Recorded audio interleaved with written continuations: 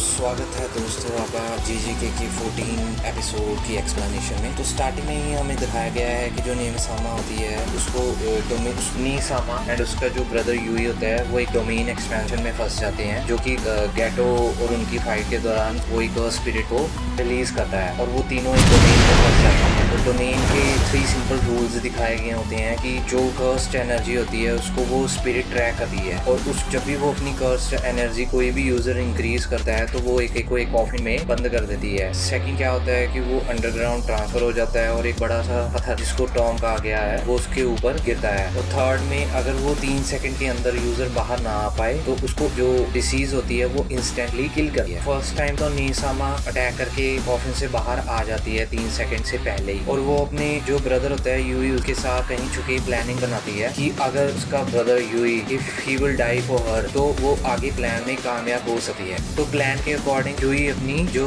Cursed energy होता है उसको इंक्रीज करता है। जैसे ही वो इंक्रीज करते हैं कॉफिन उसको बंद कर देता है। सेकेंडली जब कर्स्ड स्पिरिट उसको मारने के लिए बाहर आती है तो नीसामा अचानक से उसके जो दोनों हैंड होती है वो कट कर हाफवे तक प्लान उनका सक्सेसफुल हो जाता है। तो नीसामा जब डोमेन एक्सपेंड में आ रही होती है तो उसके साथ गलती से सिर्फ उसके जो 2 रो होते हैं तो वो उसके साथ आ जाते हैं, जो कि उसकी स्पेशलिटी है। तो वो एक रो की जो कर्स्ड एनर्जी होती है वो अचानक से इंक्रीज कर देती है और उसको कॉफिन में बंद हो जाता है। जब फिर से कर्स्ड स्पिरिट उसको मारने के लिए बाहर आती है तो नीसामा सेकंड रो से जो सबसे उसका पावरफुल अटैक होता है जो आज तक सिर्फ गोजो ही उससे बच पाया है, तो उस अटैक से वो कर्स्ड जो स्पिरिट होती है उसको खत्म कर इतने में ही उनका डोमेन एक्सपेंशन खत्म हो जाता है और उसके बाहर वो वहीं अपनी स्टेशन वाली जगह पे ही आ जाते हैं और सामने गैटो उनकी वेट में खड़ा होता है। तो आगे जाके नानामी, माकी और नाबितो ये तीनों नानामी, माकी एंड नाबितो ये तीनों जा रहे होते हैं स्टेशन की तरफ, आपस में बातें कर रहे होते हैं और उन दोनों की बातें सुन के नानामी हमेशा की तरह सोच रहा होता है कि यार मैं अकेला ही ठीक हूँ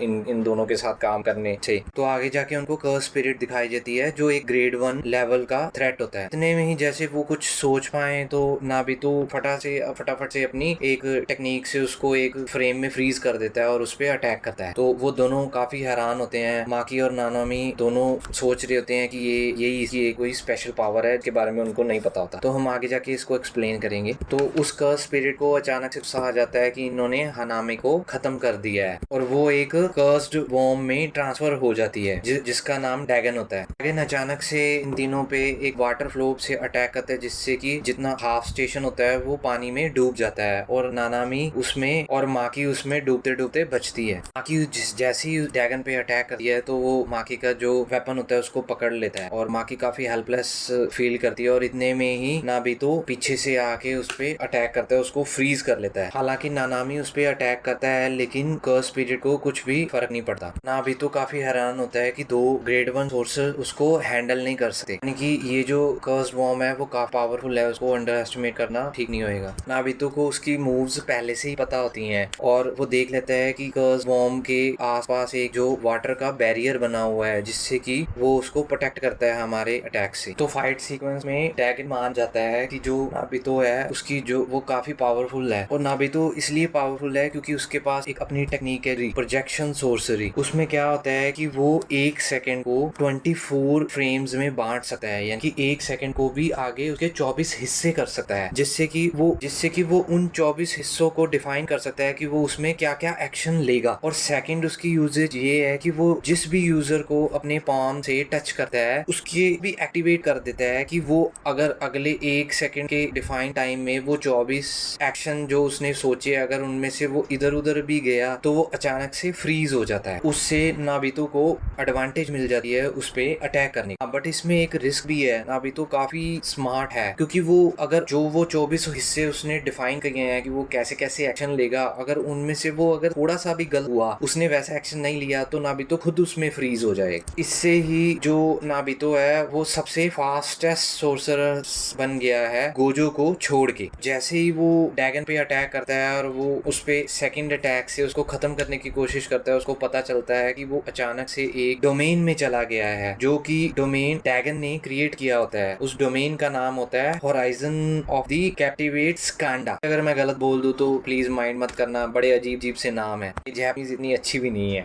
और हाँ, ये डोमेन आपको काफी सिमिलर लग रहा होगा क्योंकि ये वही डोमेन है जिसमें जोगो, महिंतो और हनामी तीनों मिलके अपनी प्लानिंग कर रहे होते हैं। ये एपिसोड की जो प्लानिंग है वो फर्स्ट सीजन में दिखाया गया है और वहाँ पे डैगन भी फील्ड समंदर की लहरें हैं उसमें तैर रहा होता है। और इस डोमेन की एक खासियत होती है कि जितने भी लोग इसमें ट्रांसफर हुए होते हैं उन पे शिकिगामी से एक गारंटेड हिट होती है, जो शिकिगामी होती हैं वो विजिबल नहीं होती हैं, बहुत कम लोग उनको देख पाते हैं। बट जो नाबितो होता है वो अपनी एक secret art falling blossom emotion उसको एक्टिवेट कर देता है। ये सिंपल डोमेन से थोड़ी डिफरेंट होती है।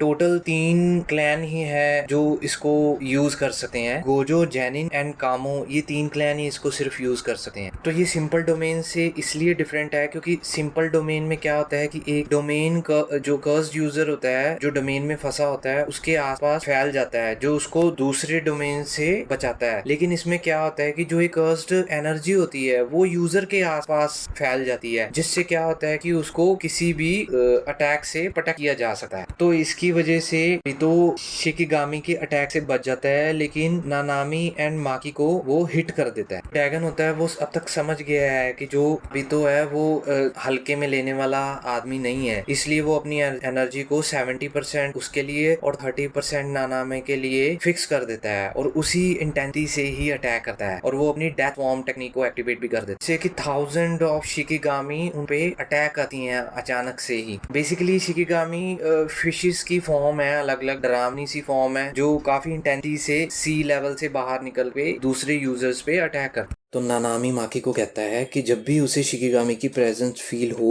वेट मत करे, बट उन्हें कट कर दे क्योंकि वो विजिबल कम है। अचानक से नानामी पे चारों तरफ से शिकिगामी का अटैक हो जाता है और डैगन अचानक से नाबितो पे भी अटैक कर देता है और शिकिगामी चारों तरफ से उसको खा जाती हैं। ऐसे लगता है कि नाबितो खत्म हो गया है। आगे जाके दिखाया गया है कि डैगन माकी की तरफ वापस बढ़ता है और वो उसे मारने ही लगता है, तब अचानक से मेगुमी डोमेन में एंट्री लेता है और वो वेपन ऑफ कार्नेज, जो कि एक कर्स्ड वेपन है, वो माकी की तरफ फेंकता है। माकी कर्स्ड वेपन से डैगन को उठा के एक फटका लगाती है और वो दूर जाके गिरता है। मेगुमी डैगन के जो डोमेन गारंटेड हिट होता है उसके इफेक्ट को खत्म कर देता है क्योंकि वो अपना डोमेन उसमें एक्सपेंशन करने की कोशिश कर रहा होता है और डैगन और मेगुमी के डोमेन की आपस में एक टसल चल रही होती है। तो डैगन मेगुमी पे अपना शिकिगामी अटैक करता है और अचानक से उसकी तरफ जो खतरनाक फिशेस होती हैं वो बढ़ रही होती हैं, बट नानामी अपनी फाइटिंग टेक्निक से